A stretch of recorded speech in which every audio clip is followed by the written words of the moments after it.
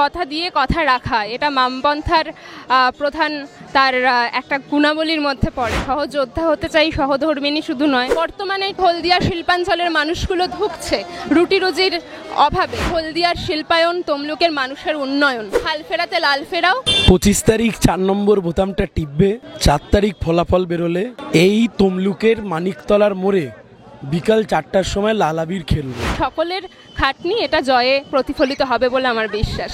দাদা বলছি, তোমার নাম প্রকাশের পর থেকে তোমার প্রচার শুরু হয়েছে, এখন বলতে গেলে একদম শেষ মুহূর্তে প্রচার চলছে, কি কেমন প্রতিক্রিয়া পাচ্ছ সাধারণ মানুষের কাছ থেকে? 25 তারিখ 4 নম্বর বোতামটা টিপবে। 4 তারিখ ফলাফল বেরোলে এই তমলুকের মানিকতলার মোড়ে বিকাল 4টার সময় লাল আবির খেলবো। এটা মানুষ স্থির করে নিয়েছে, এর কোনো অন্য কথা আর হবে না। সায়নদার বক্তব্যে বারবার তোমাকে নিয়ে বলছে সায়নদার সহযোদ্ধা, প্রচারে বলেছে, কি কেমন লাগছে আজকে সায়নদার প্রচারে তুমি এসেছো? হ্যাঁ, আজকে প্রথমবার নয়, আগেও হয়েছে, সত্যি তাই। সহযোদ্ধা হতে চাই, সহধর্মিণী শুধু নয়। এটা সেই বউভাতেও যারা আমার কাছে শুনতে চেয়েছে আমি বলেছিলাম।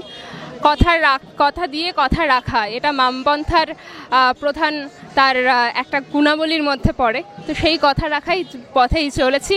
যুদ্ধের দামামা বেজেছে যুদ্ধের প্রথম দিন থেকে এখনো অবধি। আগামীতেও সেই যুদ্ধের যতখানি রেশ থাকবে সঙ্গেই ছিলাম, সঙ্গেই আছি।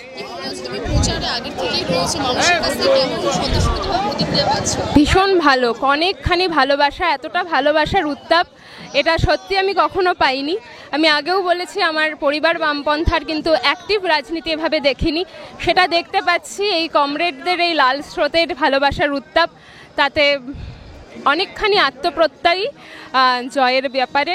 এবং সায়ন যেভাবে খাটনি, শুধু সায়ন নয়, সমস্ত কমরেডরা মিছিলের সামনে দাঁড়িয়েছে। যখন মিছিলটা একটা বিশাল মানুষ সেটা ঘিরে তাদের তৈরি করেছে বলেই সামনে দাঁড়ানো সম্ভব।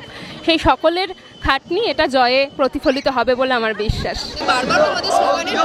হাঁটি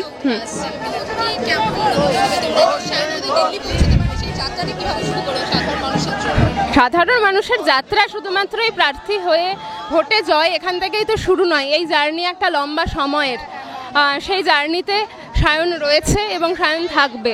আর যেই জায়গার থেকে ওর এই কথা শুরু, যেই জায়গার থেকে এই পুরো যাত্রা শুরু, সেটা হচ্ছে মূল জায়গা ওর ওই স্লোগানেই রয়েছে যে হলদিয়ার শিল্পায়ন, তমলুকের মানুষের উন্নয়ন।